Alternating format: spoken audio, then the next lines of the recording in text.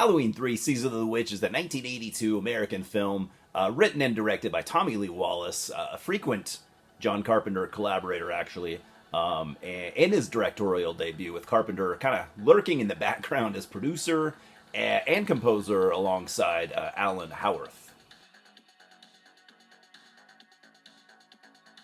It stars Tom Atkins, Stacey Nelkin, and Dan O'Herlihy. So, oddly enough, this is actually my first time reviewing a Halloween film. That's often how it goes with me. I don't, just pick a series and review it from the beginning. I just kind of review films as I go, as I please, if that makes any sense. The plot follows a woman and an alcoholic doctor teaming up to investigate a Halloween mask company after the mysterious death of her father.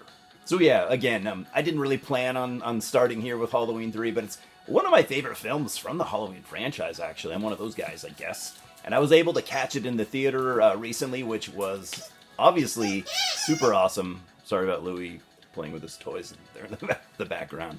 So anyways, to me, there are a number of things that make this stand out in the Halloween franchise. The first being, this is the first and only film, as you probably know, in the series that didn't have Michael Myers as a character. Like, he's just not in it at all. Minus there's a scene where Halloween is playing on a TV. So that's pretty much it. To this day, I actually occasionally hear people still complaining about that, which makes sense and also doesn't make sense to me at the same time. So Halloween 3 was supposed to be the first in a series of anthology films that would all take place on Halloween night. And to me, I think that would have been just awesome. It's a bummer that we never got that series, because I think it would have been cool. I think a lot of people would have loved it, whether they realize it or not. We all love Michael Myers, but we don't need him to be in everything. This film made a decent profit, but it was still the lowest grossing film in the franchise at that point. Not to mention pretty underwhelming reviews, and we wouldn't even see another Halloween film for another 6 years, so not until 1988.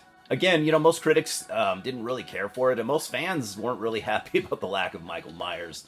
But it's a fan favorite now. It's a fan favorite and cult classic, and I've honestly never had a problem with this movie. And it's actually, again, it's one of my favorite films in the franchise, especially now when you have so many Michael Myers-focused films. Like, it stands out, it's a lot of fun, and it still has some of that, Halloween franchise feel. It's a win-win as far as I'm concerned. Now, there are some secret weapons involved here, so to me, there was no way this movie could fail. It's only 3 people, but, sometimes that's all you fucking need. So first and foremost, you have the cinematography of Dean Cundey, who shot the first 2 films. Not only is he one of the best in the business, there's no debating that, but he gives Season of the Witch a Halloween vibe, and it's pretty important to me.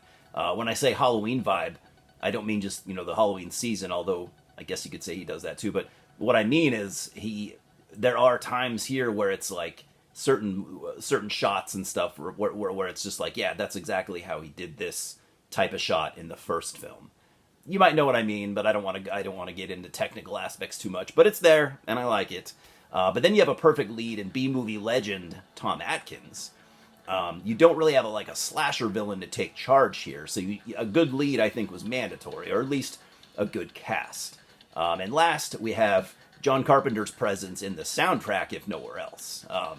The story is fun, even if some of it might not make a ton of sense. My thoughts are that Tommy Lee Wallace just didn't want he didn't want us to overthink the plot. And I'm more than okay with that. So it begins with a man trying to escape several strange suited men, seemingly determined to kill him.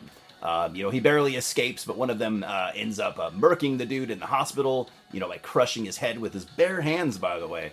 And then offs himself by setting himself on fire in his car in the hospital parking lot. It's a super crazy scene, and even though I do have some criticism for Tommy Lee Wallace's script at times, this is where I have to give him a little bit of credit, because, not only is this scene brutal and crazy, it leaves you with a ton of questions that admittedly do get answered later, so that's cool.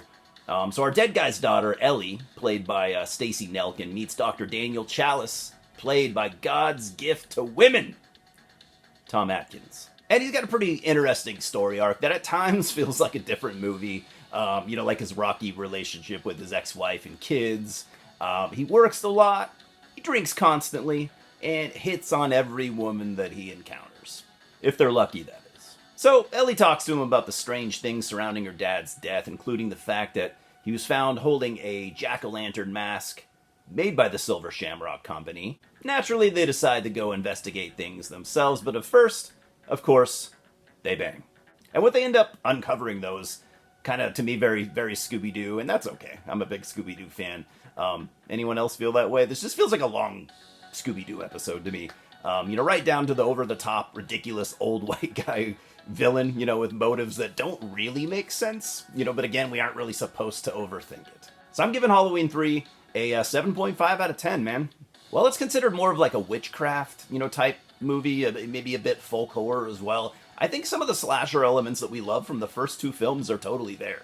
The kills are great, the gore is great also. I'm glad people have come around to this one.